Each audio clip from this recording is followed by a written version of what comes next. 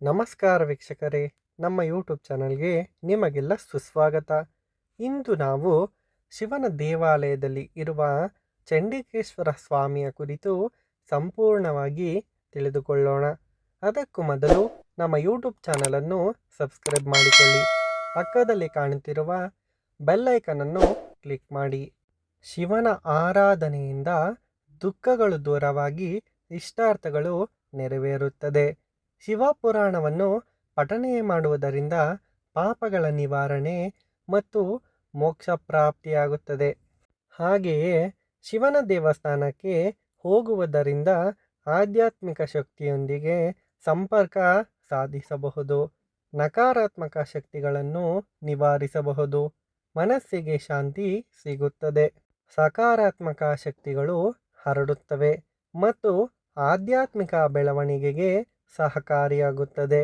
ಇದು ದೈವಿಕ ಶಕ್ತಿಗಳ ಅನುಗ್ರಹ ಪಡೆಯಲು ಮತ್ತು ಜೀವನದಲ್ಲಿ ಸಂತೋಷ ಮತ್ತು ಯಶಸ್ಸನ್ನು ತರಲು ಸಹಾಯ ಮಾಡುತ್ತದೆ.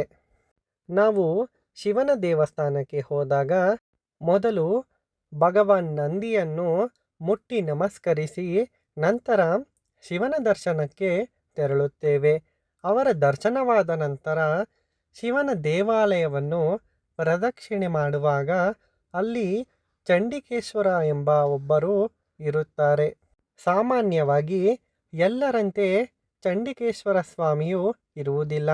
ಇವರು ಎಲ್ಲ ದೇವತೆಗಳಿಂದ ಭಿನ್ನವಾಗಿರುತ್ತಾರೆ.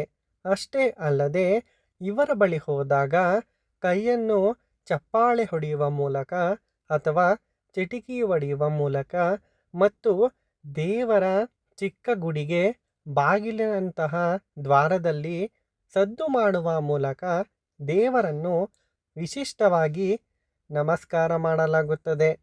ಇಷ್ಟಕ್ಕೂ ಈ ಚಂಡಿಕೇಶ್ವರ ಎಂದರೆ ಯಾರು? ಇವರನ್ನು ಪೂಜಿಸಿದರೆ ಏನು ಫಲ? ಇದರ ಬಗ್ಗೆ ತಿಳಿದುಕೊಳ್ಳೋಣ. ಆಗಮಶಾಸ್ತ್ರದ ಪ್ರಕಾರ ಕಟ್ಟಿರುವ ಶಿವನ ದೇವಾಲಯಗಳಲ್ಲಿ ಮಾತ್ರ ನಾವು ಚಂಡಿಕೇಶ್ವರ ಸ್ವಾಮಿಯನ್ನು ನೋಡಬಹುದು. ಇದು ನಮ್ಮ ದಕ್ಷಿಣ ಭಾರತದ ದೇವಾಲಯಗಳಲ್ಲಿ ಸಾಮಾನ್ಯವಾಗಿ ಇರುತ್ತದೆ. ಚಂಡಿಕೇಶ್ವರ ಅಥವಾ ಚಂಡೇಶ ಇವರು ಶಿವನ ಪರಮಭಕ್ತ ನಾಯನಾರ್ಗಳಲ್ಲಿ ಒಬ್ಬರು. ಇವರನ್ನು ದಕ್ಷಿಣ ಭಾರತದ ಶಿವ ದೇವಾಲಯಗಳಲ್ಲಿ ಮುಖ್ಯವಾಗಿ ಪೂಜಿಸಲಾಗುತ್ತದೆ. ಇವರು ಶಿವನ ಆಸ್ತಿಪಾಸ್ತಿಗಳ ಕಾವಲುಗಾರ ಎಂದು ನಂಬಲಾಗಿದೆ.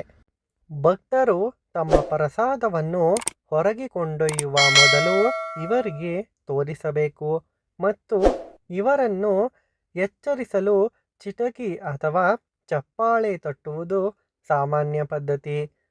ಇವರನ್ನು ಧ್ಯಾನದಲ್ಲಿರುವ ಬಾಲಕನಾಗಿ ಕೊಡಲಿ ಮತ್ತು ಪದ್ಮಾಸನದಲ್ಲಿ, ಅಂದರೆ ಒಂದು ಕಾಲು ಮಡಚಿರುವಂತೆ ಚಿತ್ರಿಸಲಾಗಿದೆ.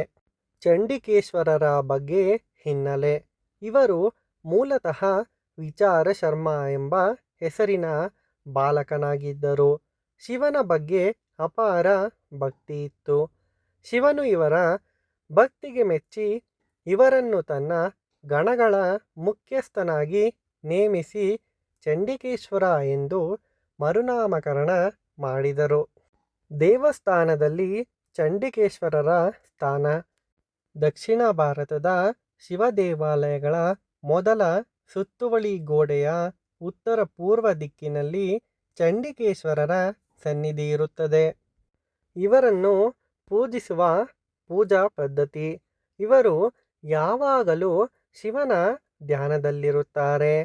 ದೇವಾಲಯದಿಂದ ಹೊರಗೆ ಏನನ್ನು ತೆಗೆದುಕೊಂಡು ಹೋಗುವ ಮೊದಲು ಚಂಡಿಕೇಶ್ವರನಿಗೆ ತೋರಿಸಬೇಕು. ಇವರನ್ನು ಎಚ್ಚರಿಸಲು ಚಿಟಕೆ ಅಥವಾ ಚಪ್ಪಾಳೆ ತಟ್ಟಬೇಕು.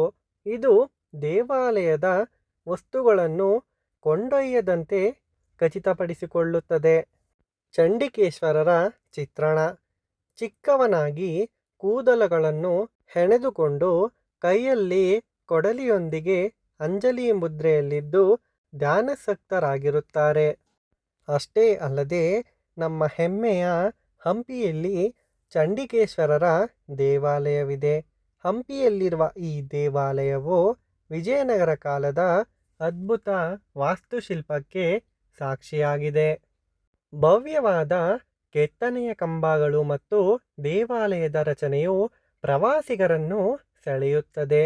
ಆದರೆ ಪ್ರಸ್ತುತ ಗರ್ಭಗುಡಿಯಲ್ಲಿ ವಿಗ್ರಹಗಳು ನಾಪತ್ತೆಯಾಗಿವೆ. ನೋಡಿದರಲ್ಲ ವೀಕ್ಷಕರೇ, ಚಂಡಿಕೇಶ್ವರರ ಕುರಿತು ಸಂಪೂರ್ಣ ಮಾಹಿತಿ. ನೀವು ಕೂಡ ಮುಂದಿನ ಸರತಿ ಈಶ್ವರನ ದೇವಸ್ಥಾನಕ್ಕೆ ಹೋದಾಗ ಮರೆಯದೆ ಚಂಡಿಕೇಶ್ವರ ಸ್ವಾಮಿಗೆ ಅಲ್ಲಿ ಏನಾದರೂ ವಸ್ತುವನ್ನು ಅಥವಾ ಪ್ರಸಾದವನ್ನು ತೆಗೆದುಕೊಂಡಿದ್ದರೆ ಚಂಡಿಕೇಶ್ವರರಿಗೆ ಹೋಗಿ ನಮಸ್ಕರಿಸಿ ಅವರಿಗೆ ಆ ಪ್ರಸಾದವನ್ನು ಅಥವಾ ವಸ್ತುಗಳನ್ನು ತೋರಿಸಿ ಮರಳಿ ಬನ್ನಿ. ಈ ವಿಡಿಯೋ ಇಷ್ಟವಾದಲ್ಲಿ ನಮ್ಮ ಯೂಟ್ಯೂಬ್ ಚಾನಲನ್ನು ಸಬ್ಸ್ಕ್ರೈಬ್ ಮಾಡಿಕೊಳ್ಳಿ. ಈ ವಿಡಿಯೋವನ್ನು ಶೇರ್ ಮಾಡಿ ಮತ್ತು ಲೈಕ್ ಮಾಡಿ. ವಿಡಿಯೋ ನೋಡಿದ್ದಕ್ಕಾಗಿ ಧನ್ಯವಾದಗಳು.